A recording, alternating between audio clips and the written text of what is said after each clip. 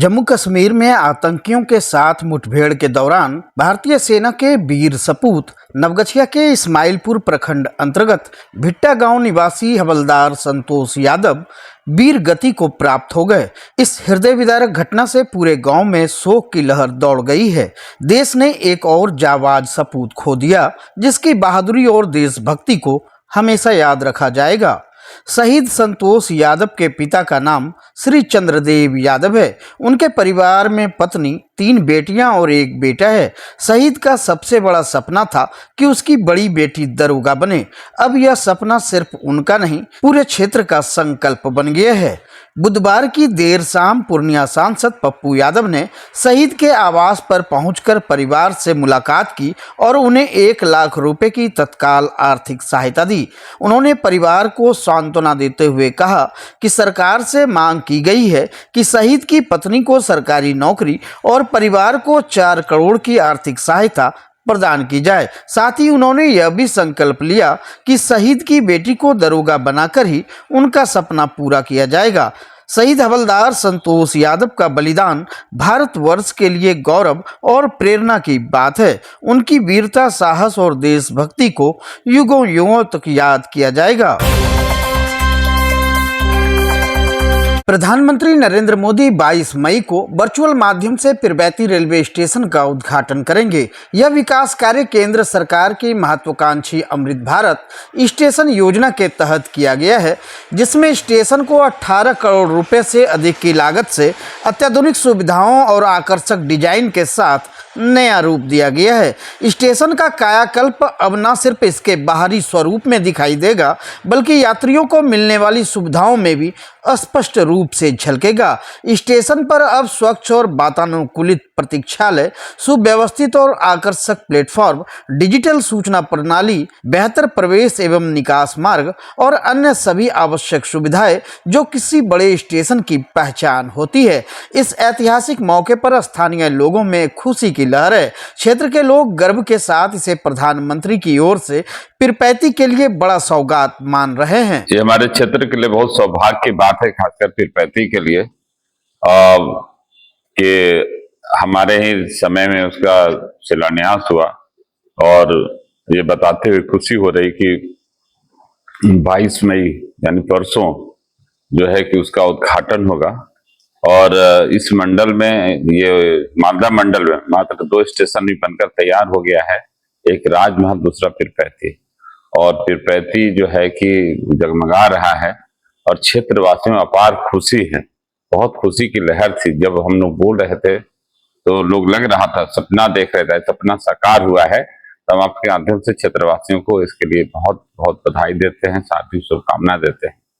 और मोदी जी ने इतना ही नहीं, मोदी ने सौगात दिया कि पिरपैती चंद स्टेशनों में ऐसा स्टेशन हो गया कि जहां चारों दिशा, उत्तर, दक्षिण, पूर्व, पश्चिम, चारों दिशा से कनेक्टिविटी होगी। चाहे वो पिरपैती से महागामा गोड्डा होते हुए हस्तिया का बात हो, चाहे कटरिया होते हुए जो है गुवाहाटी और गोरखपुर से कनेक्टिविटी की बात हो, तो वो पिरपैती से वहां पर है। और हम आपके चैनल से पुनः जो है सबको बधाई देते हैं, अपार खुशी है।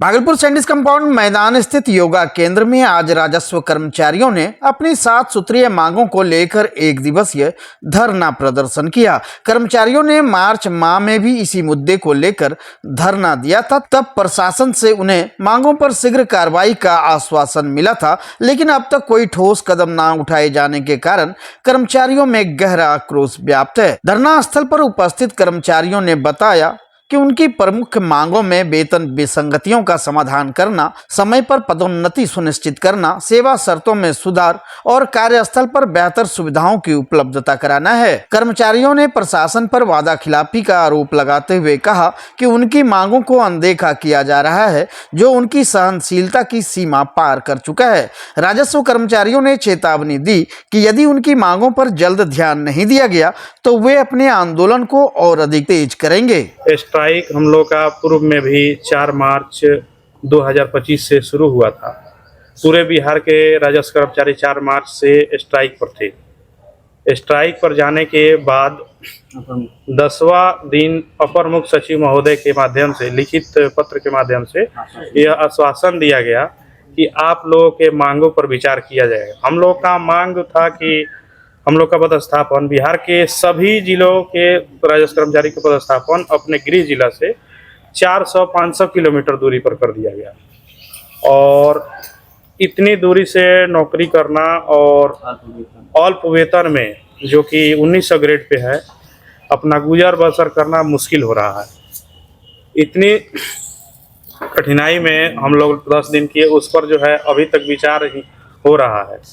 उसके बावजूद हम लोग विवश होकर फिर से पुनः 7 मई से स्ट्राइक पर आ गए। आज स्ट्राइक का लगभग 14वां दिन है और उसके बावजूद भी अभी तक विभाग द्वारा जो है कोई लिखित घोषणा नहीं किया गया।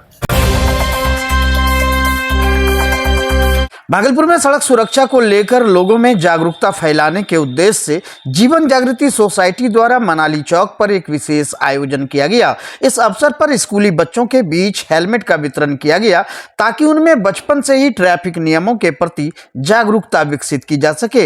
इस कार्यक्रम की खास बात यह रही कि मौके पर हेलमेट के एक विशाल मॉडल का भी उद्घाटन किया गया जो आने वाले दिनों में सड़क सुरक्षा का प्रतीक बनेगा। कार्यक्रम को संबोधित करते हुए सोसाइटी के अध्यक्ष डॉक्टर अजय कुमार सिंह ने कहा कि हमारा उद्देश्य है कि बच्चे शुरू से ही सड़क सुरक्षा को समझे और हेलमेट पहनना उनकी आदत में शामिल हो। सुरक्षा की यह छोटी सी आदत भविष्य में जीवन की बड़ी रक्षा कर सकती है। वहीं ट्रैफिक डीएसपी आशीष सिंह ने इस पहल की सराहना करते हुए कहा कि अगर हम बच्चों को अभी से ट्रैफिक नियमों के प्रति जागरूक करेंगे तो आने वाले समय में सड़क हादसों में निश्चित तौर पर कमी आएगी। इस आयोजन में सैकड़ों बच्चों ने अपने अभिभावकों के साथ भाग लिया और हेलमेट पहनने का संकल्प लिया। बच्चों का उत्साह और उनकी जागरूकता आने वाले समय में समाज को सुरक्षित दिशा देने में सहायक सिद्ध होगी। जीवन जागृति सोसाइटी लगातार सड़क दुर्घटना पर लोगों को जागरूक करती है कि आप जब भी रोड पर चलें यातायात के सारे नियमों का पालन करें। बाइक चला रहे हैं तो हेलमेट पहने, कार चला रहे हैं तो सीट बेल्ट पहने। अक्सर देखा जाता है कि लोग जब परिवार के साथ निकलते हैं तो मर्द जो है वो हेलमेट पहन लेते हैं, महिलाओं को ऐसे ही छोड़ देते हैं। अरे भाई, आप भी यदि एक्सीडेंट होगा तो आप सुरक्षित रहेंगे, आपके पत्नी का क्या हाल होगा। तो चलिए, अब महिलाएं भी हेलमेट पहनने लगी हैं, लेकिन एक चीज जो छूट रहा है वो है आपके जान का टुकड़ा। जिसमें आपका जान बचता है उसके जान की परवाह अभी भी आप नहीं कर रहे हैं। इसके लिए जीवन जागृति सोसाइटी ने बच्चों को सुरक्षित यात्रा के लिए हेलमेट पहनाने का जो मुहिम चलाया है और हम लोगों ने आज बच्चों के लिए हेलमेट बांटने का कार्यक्रम किया है, जिसमें डीएसपी यातायात साहब आशीष जी उन्होंने मुख्य अतिथि की भूमिका निभाई है। हमारा कहना है कि आपसे ज्यादा नाजुक बच्चे का मस्तिष्क होता है, खोपड़ी होता है। यदि चोट लगेगी तो आपके जान जो जिसमें बसता है उसका क्या हाल होगा। तो सबों से अनुरोध है कि जब भी निकले आप शिक्षित और सुसंस्कृत रूप में निकले, अपने बच्चे को हेलमेट पहनाएं और जब तक नौनिहाल आपका सुरक्षित नहीं रहेगा, आपका खुशी सुरक्षित नहीं रहेगा। देखिए, जीवन जागृति सोसाइटी के द्वारा बराबर कुछ जागृति और खास करके यातायात से संबंधित बहुत सारी जागृति कैंपेन चलाई है। सोसाइटी के अध्यक्ष डॉक्टर अजय कुमार सिंह के द्वारा इस तरह का नया इन्वेंशन होता है, ये बहुत अच्छा है। एक्चुअली हमारे जिले के जिलाधिकारी महोदय, हमारे वरिष्ठ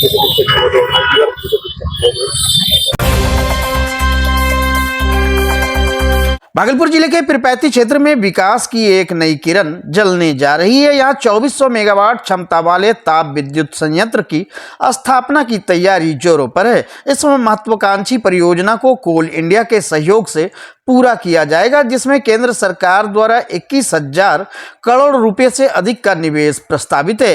परियोजना के लिए लगभग 1100 एकड़ भूमि का अधिग्रहण किया जा रहा है। हालांकि मुआवजे को लेकर कुछ ग्रामीणों में असंतोष है, लेकिन ज्यादातर स्थानीय लोग इस परियोजना के शीघ्र आरंभ होने के पक्ष में हैं। स्थानीय जनता की उम्मीदें इस परियोजना से बड़ी है। उनका मानना है कि इससे न केवल बिजली संकट में राहत मिलेगी बल्कि रोजगार के अवसर भी बढ़ेंगे, जिससे क्षेत्र की समृद्धि में वृद्धि होगी। भूमि अधिग्रहण की प्रक्रिया जल्द पूरी होने के बाद कार्य प्रारंभ होने की संभावना है। इस बड़े निवेश से न केवल पीरपैंती क्षेत्र का विकास होगा बल्कि बिहार की ऊर्जा जरूरतों को पूरा करने में भी यह संयंत्र अहम भूमिका निभाएगा। का कार्य पूरा कर लिया गया है, निर्माण कार्य शुरू होने में थोड़ी विलंब हो रही है, लेकिन किस तरह से देखते हैं स्थानीय स्तर के नागरिक होने के नाते? देखिए, ये तो पीरपैंती के लिए बहुत सौगात की बात है कि यहाँ पर ये प्रोजेक्ट आया है, लेकिन प्रोजेक्ट में धरातल पर भी कहीं कुछ नहीं है। ये आप भी देख रहे हैं। मामला रहा है जमीन का, तो किसान अभी भी अपना लड़ाई लड़ रहे हैं जमीन के लिए। जो मुआवजा आप किसी को एक तरह का दे रहे हैं, किसी को एक चीज का 10 रुपए दे रहे हैं, फिर किसी आदमी को उसी चीज का 15 रुपए दे रहे हैं। ये चीज को तो सरकार को क्लियर करना चाहिए। आज भी मामला आधा से ज्यादा भू अर्जन में लंबित है इसके मामले को लेकर, तो ये मामला फंसा हुआ है। अभी ये कहीं से कुछ क्लियर है नहीं। लगता है पावर प्लांट अगर बन जाता है तो लोगों को सुविधा देखिए, तो ऑब्वियसली पावर प्लांट बनेगा तो जो आसपास के लोग हैं उनको तो रोजगार का अवसर तो मिलेगा ही मिलेगा। क्या नाम हुआ आपका? मोहम्मद जानिसार असलम। क्या प्रतिक्रिया है? निश्चित तौर पर यहाँ के लोगों में, पीरपैंती वासियों में हर्ष व्यक्त है और हम लोग जल्द से जल्द चाहेंगे कि यहाँ निश्चित तौर पर पावर प्लांट का काम जल्द से जल्द चालू हो। इस देश के प्रधानमंत्री नरेंद्र भाई मोदी, यहाँ के मुख्यमंत्री नीतीश कुमार और अपने माननीय सांसद अजय मंडल जी के प्रति आभार व्यक्त करता हूँ। और यहाँ एनटीपीसी खुलने से तरह तरह का रोजगार मिलेगा और यहाँ शिक्षा का व्यवस्था और बढ़ेगा। यहाँ एनटीपीसी खुलने से स्कूल वगैरह खुलेगी, यहाँ के लोकल लोगों को बिजली की सुविधा मिलेगी, साथ ही साथ पूरे बिहार वासियों को भी बिजली की सुविधा मिलेगी। भागलपुर जिले के पीरपैंती सुंदरपुर इलाके में मीनाक्षी मंदिर के पास स्थित एक मोटर गैरेज में श्रम विभाग की टीम ने छापेमारी कर एक बाल श्रमिक को मुक्त कराया। यह कार्रवाई श्रम प्रवर्तन पदाधिकारी बृजमोहन तांती के नेतृत्व में की गई, जिसमें पीरपैंती पुलिस ने भी सक्रिय सहयोग प्रदान किया। दरअसल गुप्त सूचना के आधार पर गठित धावा दल ने अचानक गैरेज में छापा मारा, जहां एक नाबालिग को काम करते पाया गया। तुरंत ही बच्चे को मुक्त कराकर उसके संरक्षण की व्यवस्था की गई। वहीं गैरेज संचालक के खिलाफ बाल श्रमिक कानून के उल्लंघन में प्राथमिकी दर्ज कराई गई है। श्रम प्रवर्तन पदाधिकारी बृजमोहन तांती ने बताया कि हम बाल श्रमिकों के खिलाफ कड़ी कार्रवाई कर रहे हैं। यह अभियान बच्चों के अधिकारों की सुरक्षा और उनका भविष्य सुरक्षित बनाने के लिए निरंतर जारी रहेगा। इस कार्रवाई के बाद इलाके पे हड़कंप मच गया और लोगों में बाल श्रम के प्रति जागरूकता बढ़ने लगी है। जिला पदाधिकारी महोदय के द्वारा जो है हम लोग के श्रमायुक्त कार्यालय से धावा दल का गठन किया गया था, जिसमें प्रमोद ऑटो पार्ट से उसमें गहन जांच पड़ताल किया गया और एक बाल श्रमिक जो है मोहम्मद रहमान को विमुक्त कराया गया। विमुक्ति के पश्चात उस बच्चे को हम लोग जो है पीरपैंती थाना में FIR करवाए नियोजक के ऊपर, और उसके बाद उस बच्चे को हम लोग बाल गृह भागलपुर हम लोग उसको सपोर्ट करेंगे जिला बाल कल्याण समिति में। इसके बाद इस बच्चे का जो भी है, चाहे इससे तुरंत इस बच्चे को 3000 रुपये अनुदान मिलेगा। उसके बाद जिला पदाधिकारी महोदय के द्वारा भी इस बच्चे को अनुदान दिया जाता है। झारखंड के साहेबगंज जिला मुख्यालय के उत्कृष्ट विद्यालय सकरी गली के प्रांगण में मोरारजी देसाई राष्ट्रीय योग संस्थान नई दिल्ली एवं मैटी अल्टरनेटिव मेडिकल काउंसिल नई दिल्ली के सौजन्य से अंतर्राष्ट्रीय योग दिवस 2025 के तहत 32वां काउंटडाउन योगोत्सव का आयोजन किया गया। कार्यक्रम की शुरुआत दीप प्रज्वलन से हुई, जिसमें विद्यालय के प्रधानाध्यापक राजेश कुमार, शिक्षिका रेणु कुमारी, ब्रह्मा कुमारीज राजयोग सेवा केंद्र की नीतू बहन, सदर अस्पताल के नेत्र रोग विशेषज्ञ doctor Shahbaz Hussain, institute of alternative medical science के निदेशक डॉक्टर सुभाष कुमार विद्यार्थी, योग प्रशिक्षक डॉक्टर शिवराज कुमार, डॉक्टर सुधांशु कुमार एवं मोहम्मद आजाद कलीम ने भाग लिया। कार्यक्रम में छात्र छात्राओं, महिलाओं और आम लोगों को विभिन्न योगासनों जैसे सूक्ष्म आसन, तड़ासन, पाद हस्तासन, त्रिकोणासन, पवन मुक्तासन एवं प्राणायाम जैसे कपालभाति, अनुलोम विलोम का अभ्यास कराया गया। प्रशिक्षकों ने योगा योगाभ्यास के लाभों के बारे में भी विस्तार से बताया। मुख्य अतिथि डॉक्टर शाहबाज हुसैन ने कहा कि योग स्वस्थ जीवन का सबसे सुलभ और प्रभावी साधन है। कार्यक्रम में स्थानीय पंचायत, स्वास्थ्य विभाग, विद्यालय के शिक्षक और छात्र छात्राओं ने सक्रिय भागीदारी निभाई। अंत में उपनिदेशक डॉक्टर पुष्पराज कुमार ने अतिथियों का आभार व्यक्त करते हुए सम्मान पत्र, मोमेंटो एवं अंगवस्त्र प्रदान किए। कार्यक्रम का समापन शांति पाठ के साथ हुआ।